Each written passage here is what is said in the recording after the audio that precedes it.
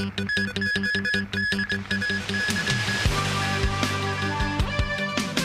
Hong Kong man located after going missing for 20 hours during a water sports activity. Xia Baolong visits a community living room in Sham Shui Po. And Donald Trump wins the South Carolina GOP primary.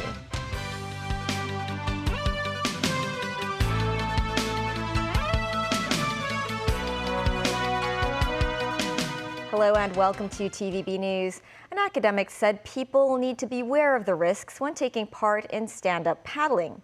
This came after a 59-year-old man went missing for 20 hours as he paddled in Shenzhen on Saturday. The man was later rescued, having suffered light injuries. Mimo Singhai reports. The 59-year-old man was conscious when he arrived at the hospital. He was covered with a heating pad. Sources say the incident happened on Saturday. The man paddled in Shenzhen East and sent a text to his wife at around 4 p.m. saying he was exhausted. She then lost contact. The wife contacted Shenzhen officials and a rescue operation was launched by mainland and local authorities. However, search efforts were to no avail. The paddler's son later reported the incident to local police again. Another interdepartmental search operation was conducted along the coast of Tongbingzhou. After going missing for 20 hours, the man came ashore by himself at Koh Lau Wan in Saigon and called police by borrowing a phone from a villager. An academic says stand-up paddlers need to be aware of a few risk factors before taking up the sport. Whether the participant is able to control the stand-up paddle, whether he or she is able to swim a lot, those are the individual factors. So another risk factor will be the equipment.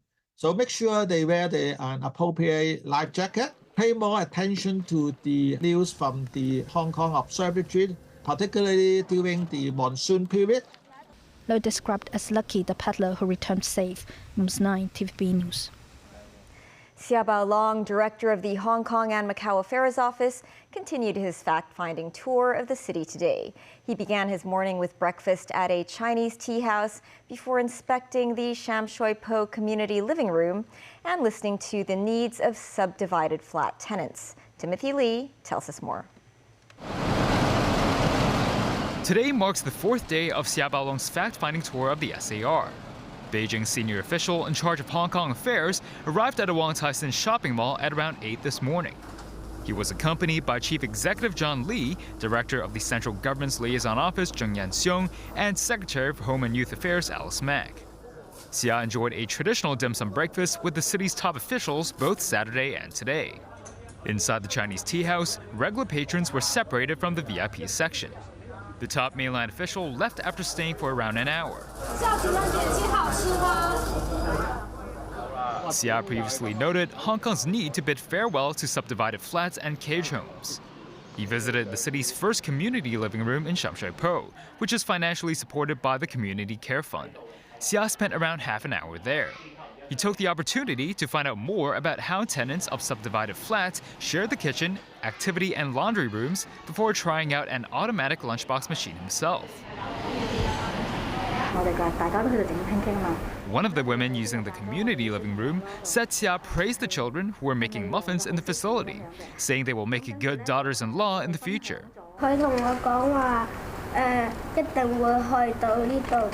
While this boy said Xia told him that he must visit Tiananmen Square in Beijing.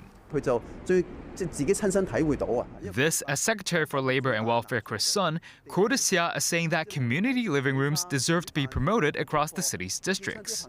Sun added 3 more such facilities will be set up in Sham Shui Po and Kowloon City within half a year.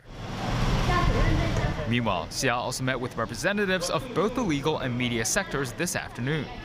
Timothy Lee, TVB News. In the U.S., Donald Trump easily defeated Nikki Haley in South Carolina's Republican contest on Saturday, extending his winning streak as he marches towards a 3rd consecutive presidential nomination and a rematch with Democratic President Joe Biden.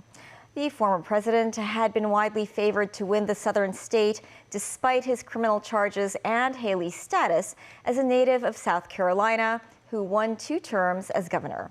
This report from NBC News. You're fired, Biden. Get the hell out of here. A confident Donald Trump campaigning at a conservative conference outside Washington tonight, hundreds of miles from South Carolina, where he is now projected to win his 4th straight primary victory. Big election going on today. You probably have read a little bit about it. The former president largely looking past his last Republican opponent, Nikki Haley, instead painting a dark picture of a Biden presidency he hopes to end in November. Joe Biden, he's the crookedest, most incompetent president in the history of our country. Thanks so much. Good to see you all. While on the ground in South Carolina, Haley, the state's former governor, casting a ballot for herself and arguing Mr. Trump would be destined to lose a 2020 rematch with President Biden in the fall. How many more times do Republicans have to lose before they realize that maybe he's the one that's the problem?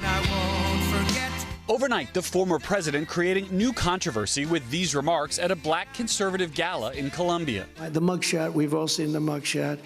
And you know who embraced it more than anybody else? The black population. It's incredible. It's disgusting, but that's what happens when he goes off the teleprompter.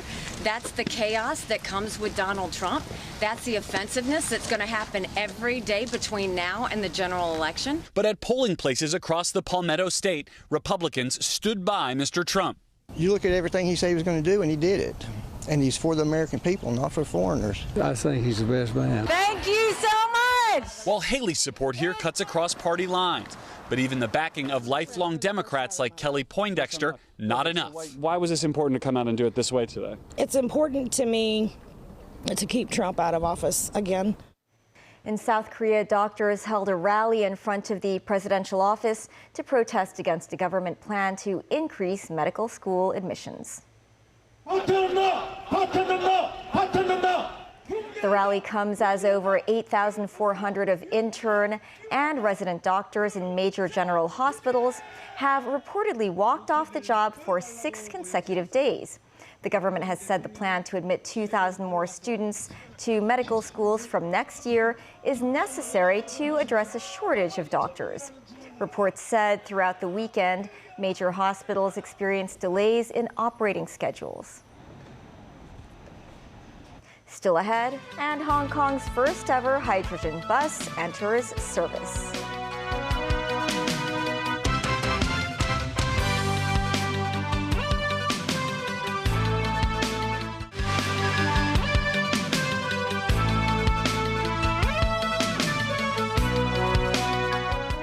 And the city's first ever hydrogen bus entered service today.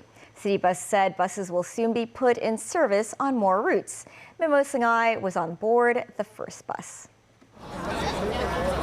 Early Sunday morning, a group of bus enthusiasts gathered together at a bus stop on Mukong Street in Kai Tak.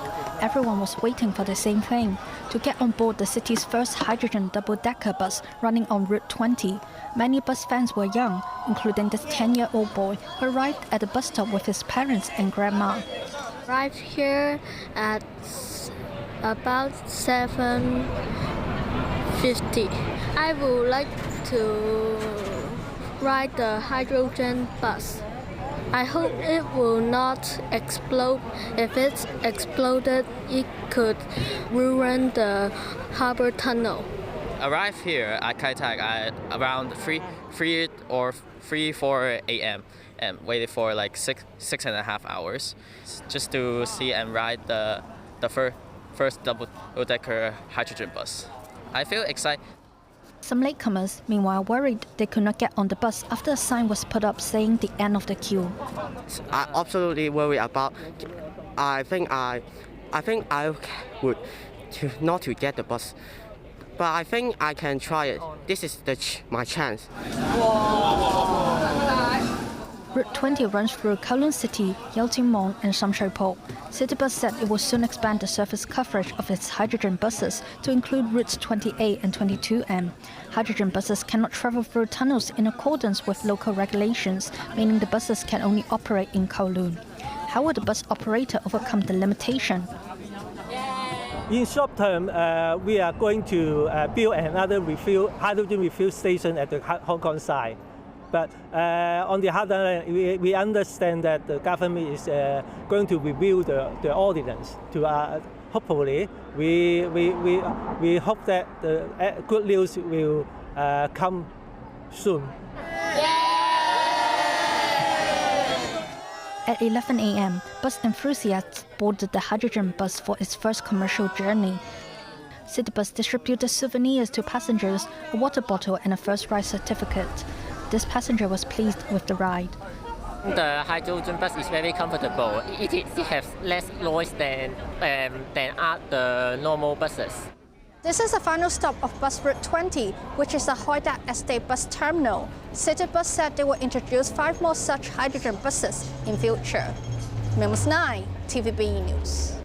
That's the news. Thanks for watching. Bye for now.